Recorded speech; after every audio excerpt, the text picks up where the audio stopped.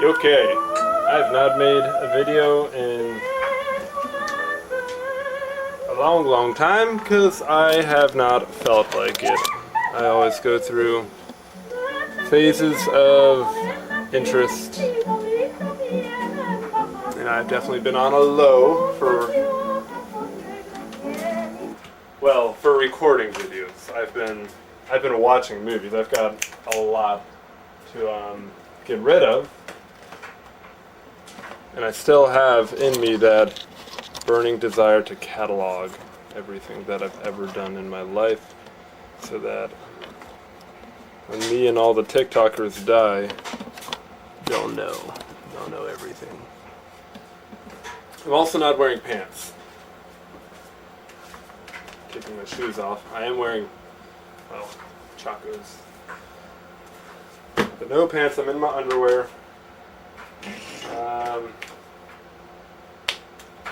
Been redoing my room.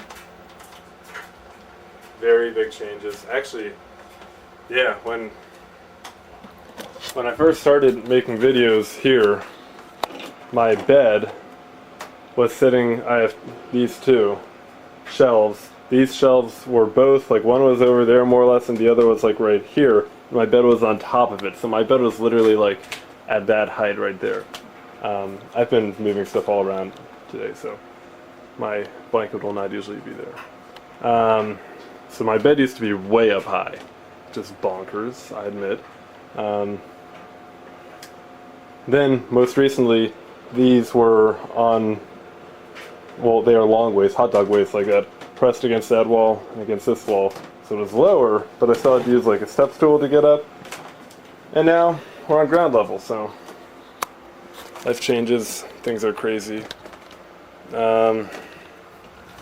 Yeah, and all that jazz. Let me prop this up. Today we're on the Panasonic, what is it, MD50 or something. It's got a name. VDR M50. I'm unshaven. Well, I'm referring to my face. Doesn't negate anything, but I'm referring to my face. I have gotten rid of a couple tapes that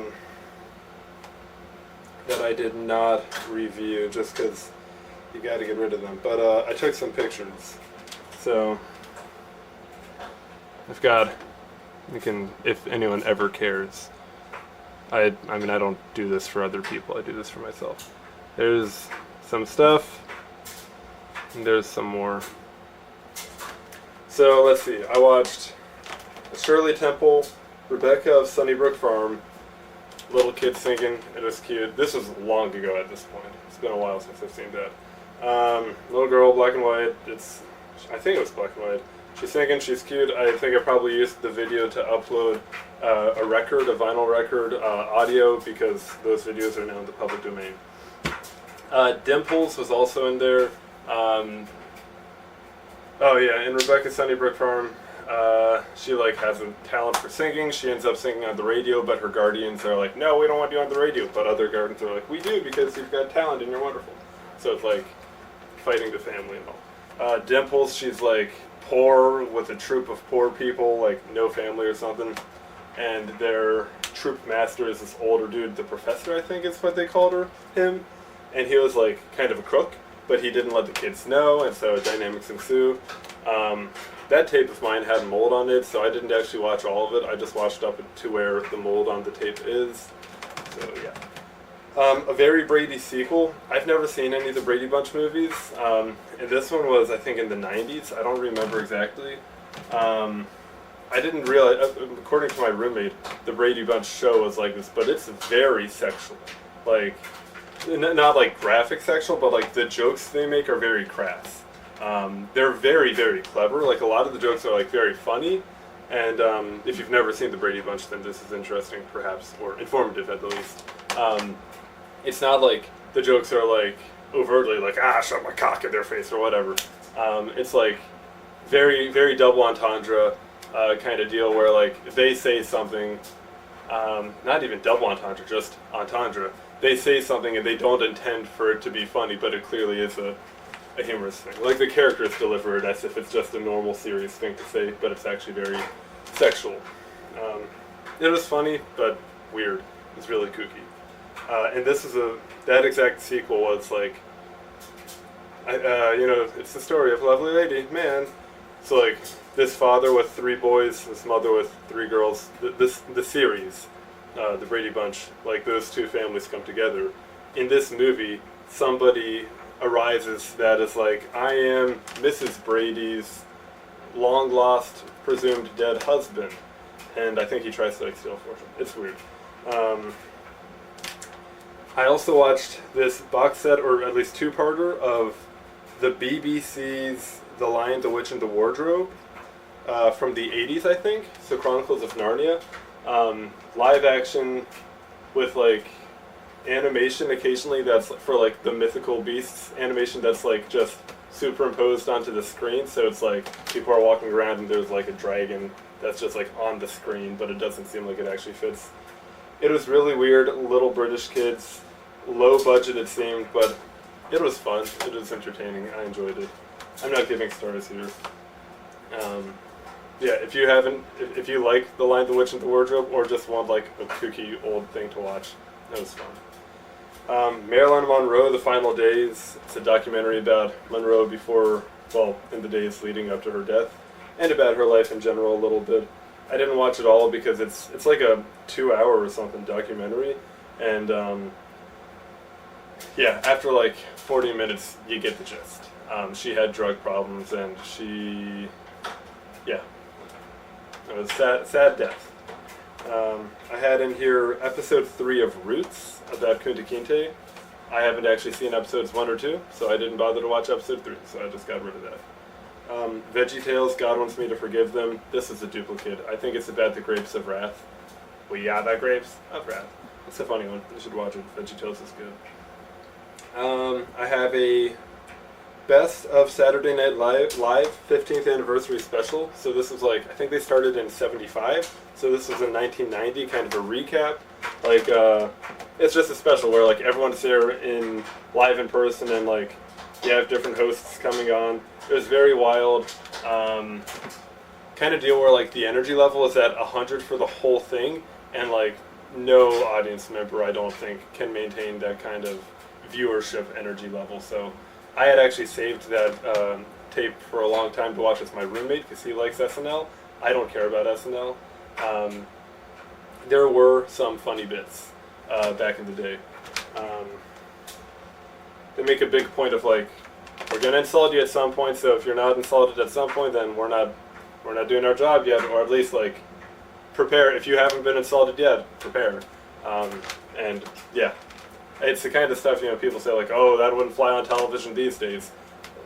From what they were saying in this 1990 tape, like, it didn't fly those days either, but they kept running it, which is crazy then that Norm Macdonald got kicked off of Weekend Update, because like the whole point of the show is, well, not the whole point, but like a point of the show is they're offensive, and Norm was very offensive, so whatever. It was hard to get through near the end. I watched Flipper with what is it? Not Elijah Craig. What's the kid? Not a kid.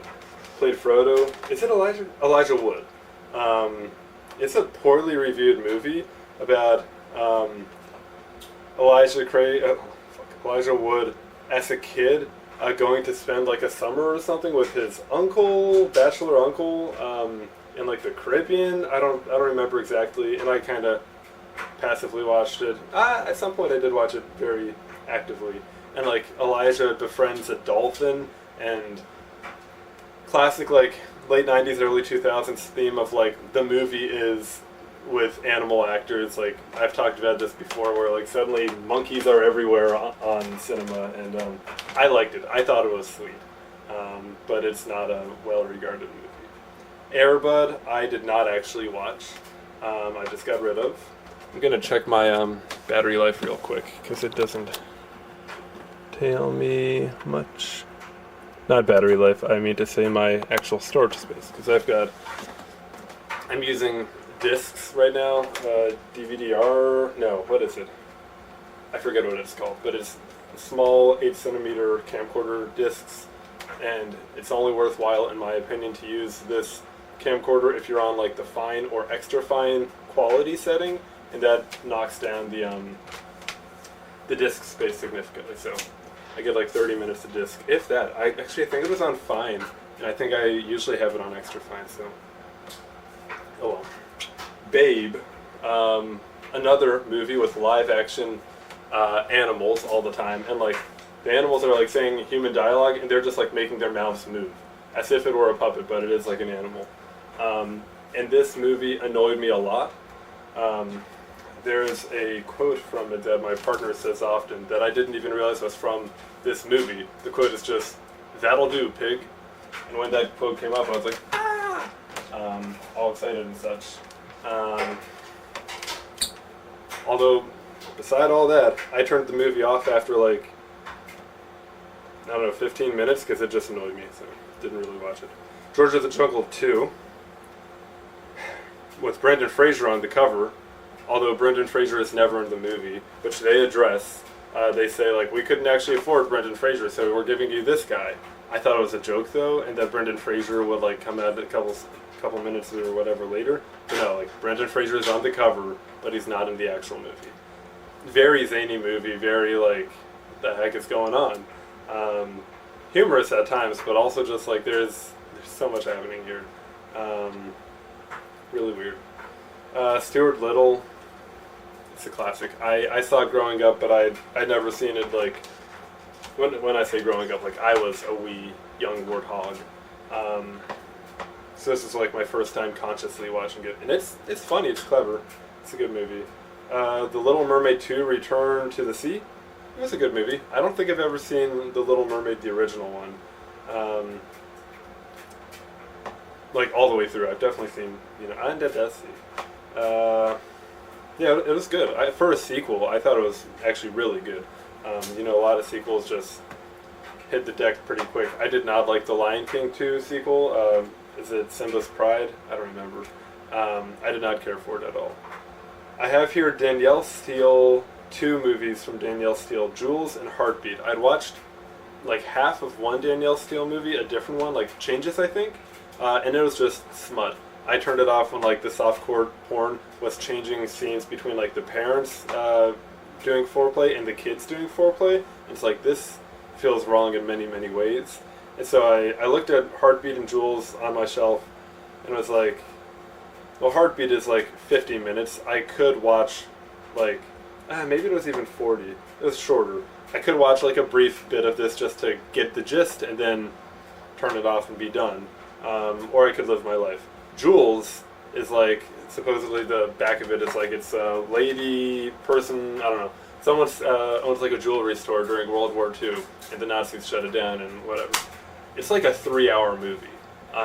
So I did not even bother to watch that. Meryl Streep, A Cry in the Dark. Meryl Streep's a good actor. Good with accents. This movie is about this Australian couple, Mormons, Latter-day Saints, is that the same thing? Jehovah's Witness, that's not the same thing. I forget what they are, but the father is a pastor at one of these modern Christian cults. Am I allowed to say that? And they go on a trip to like the outback to some mountain. Their baby, infant, gets stolen out of their tent while they're around a campfire by a wild dog. Dingo?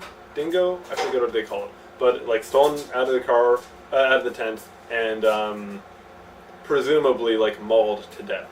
But then the whole movie essentially is about, it's like the first case in Australian history where a normally just like kind of cut and dry investigation in a death or whatever is completely sensationalized by the news, to the point that like truths are distorted left and right. News stations are just reporting the first thing that they hear without fact checking, to the point where like nobody in the general public knows, like, was this child actually taken by a wild dog, or did the parents stage the death of the child? Like, was it a sacrifice for their religion? Was it for like a loss, for a life insurance kind of thing? Like, no one actually knows what happened. So it goes through the family, like, fighting court battles for some time, and then, like, there's I forget the court word, and I'm not going to wait, a pause in the trial for a number of years, and then they come back. My roommate just got here. Hello. Hey, it's Andrew. Yeah. What?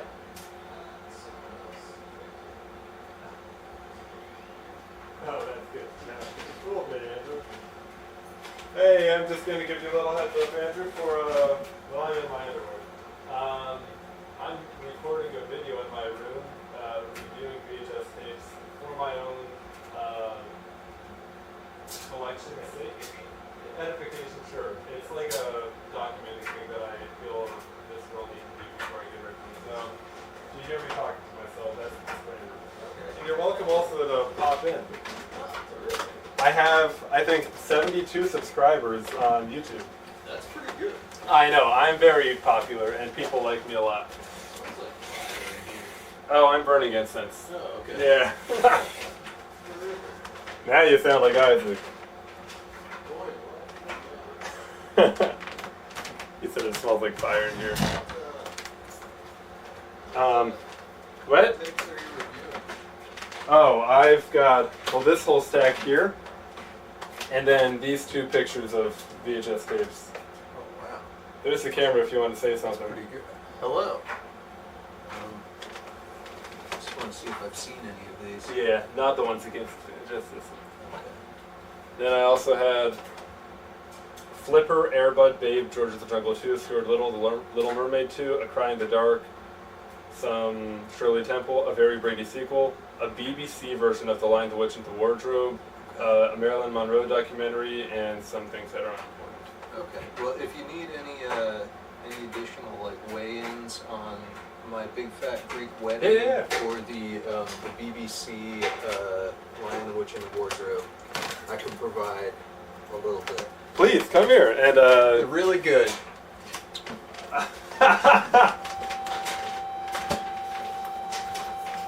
Thank you, Andrew. So yeah, the Meryl Streep one was actually surprisingly good. There's another movie I watched in the same time, like shortly after, called White Nights, which is about an American tap dancer that's defected to Russia during like the Cold War, and a Russian tap dancer that had, a Russian ballet dancer, real people, real actual dancers. Okay. I don't know what happened there. Presumably it turned off. I guess I don't know when. I think it just beeped, so.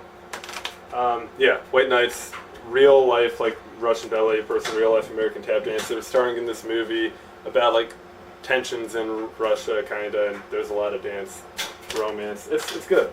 I didn't watch it too closely, and I didn't care about it that much, but it seemed like a good movie. Let's see, these are, got a couple. Got some X-Men comic shows. I think this is number 1. I think this is number 2. I think this is number 3. It's Night of the Sentinels, Magneto, or Enter Magneto, and Pride of the X-Men. I'm not very well versed on X-Men stuff, but I recently started playing the original Xbox games that are X-Men themed, where you like work in a little team and it's like aerial view. So I've been versing myself. They're good. I think it's pretty good for comic shows from way back when. I haven't actually seen this yet, but it's a duplicate. This I just watched today. Seal has a beautiful voice. He was a little pitchy in this. The first, I'm trying to talk fast because this is like, don't have a lot of storage. These are live recorded, and then these are music videos. And the live recordings are like acoustic sets. I like the acoustic versions because sometimes in the actual professional recording, the like backtracking is just like way too early 2000s, and it just kind of gets to me. But yeah, He's got a nice, very unique voice. I always like Kiss from a Rose. That's not on there.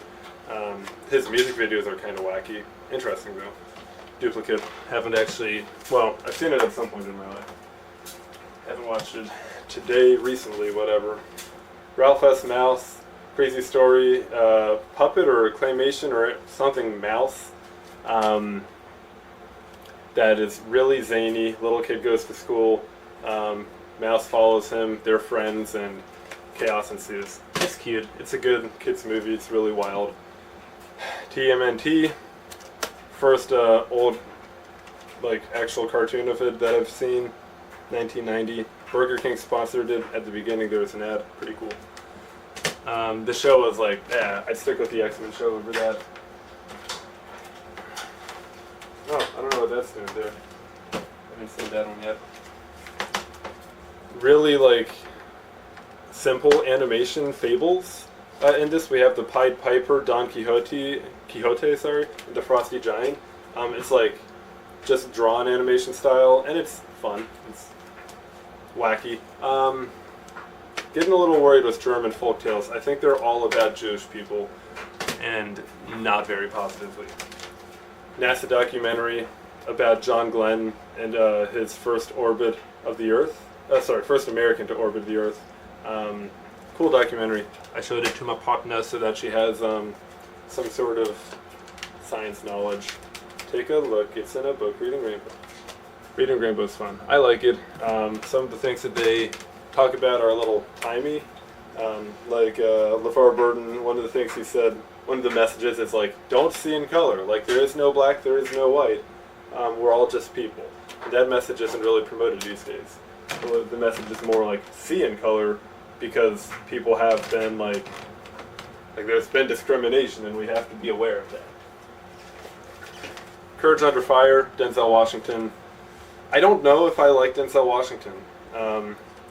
He is inspecting the Medal of Honor to awarding this, like seeing if Meg Ryan, who is some leader in a platoon or I don't know, to see if she's worthy of, she's a lieutenant colonel, see if she's worthy of receiving the Medal of Honor. So he talks to the people that survived in Desert Storm with her, and yeah, mixed stories about like, was she a good person, was she a bad person.